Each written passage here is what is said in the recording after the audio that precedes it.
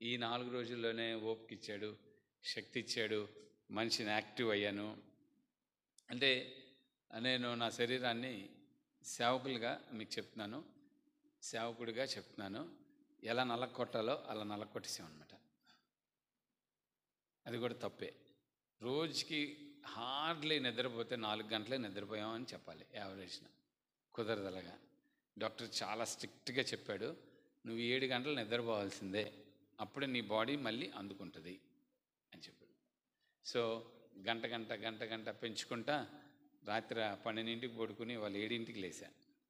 So 7 గంటల పైన అయింది, కొంచెం శక్తి వచ్చింది. సో అందుకని మనం ఏం చేస్తామంటే సేవకులుగా దేవుడు పనేగా,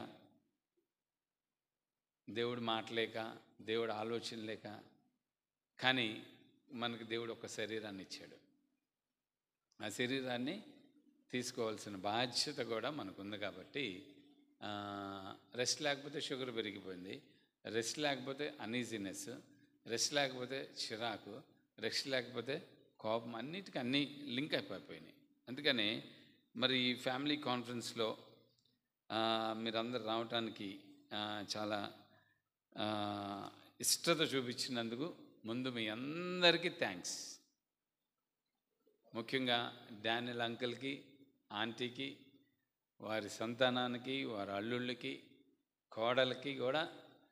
మరి ఎందుకంటే వాళ్ళందరికీ చెప్తున్నాను, ఇట్స్ ఎ పార్ట్. వాళ్ళందరూ కూడా అంత ప్రార్థన చేశారు.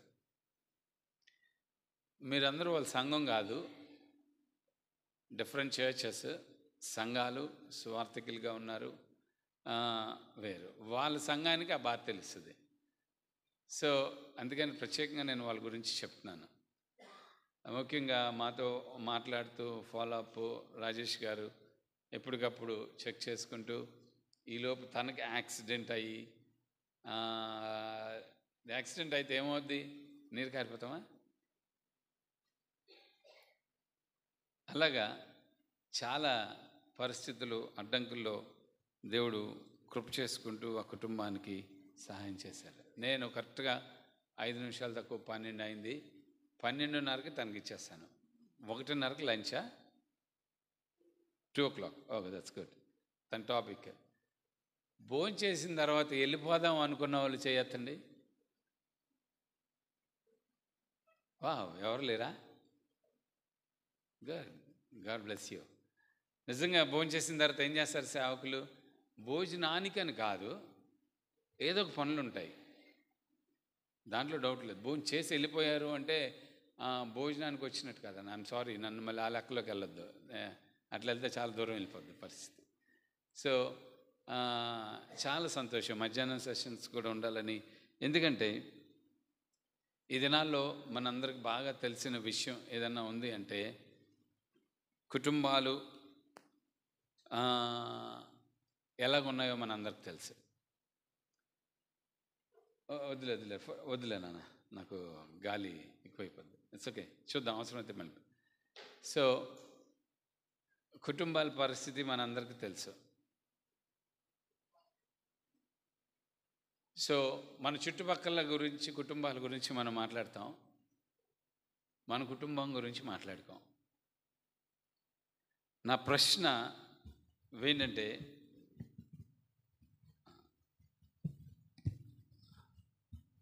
ఏంటంటే, మనకి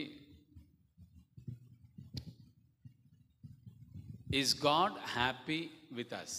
మన కుటుంబాలను బట్టి దేవుడు సంతోషంగా ఉన్నాడా? ఇక్కడ మనం కూర్చున్నది టైం టు టెస్ట్.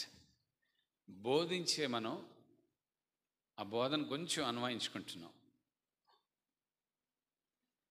దేవుడి దగ్గర స్మార్ట్గా యాక్ట్ చేసే టైం లేదు. మనుషులు నరకం వైపు ప్రయాణం చేస్తున్నారు, కుటుంబాలు నరకం వైపు ప్రయాణం చేస్తున్నాయి.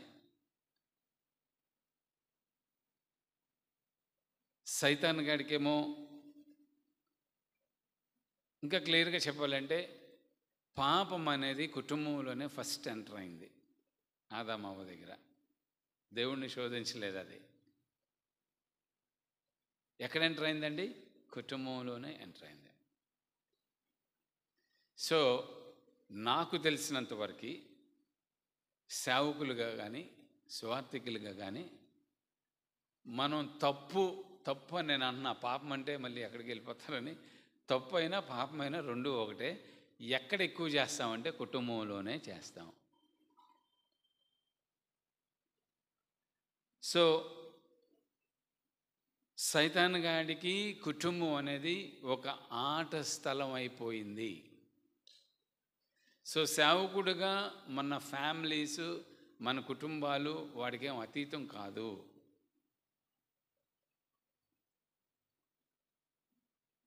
అంటే 100కి 80 మంది సేవకుల కుటుంబాలు ఎలాగున్నాయో నేను చెప్పగలను, వాళ్ళ పిల్లలు ఎలాగున్నారో చెప్పగలను. సో మనకి టైం లేదు, మన బిడ్డలకి టైం లేదు, సంఘానికి టైం లేదు.